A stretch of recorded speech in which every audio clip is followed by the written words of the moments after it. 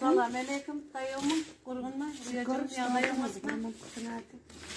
Ene kadri. Gelliyse verversek uzak mendillen. Doğumluk bilen kalbını dilin. Hiçtat bakatına yetmez şogunlun. Eceli yılların kadrini bilin. Dertlere dermanken emma barısı yerin tutup bilmedim mehriban elin.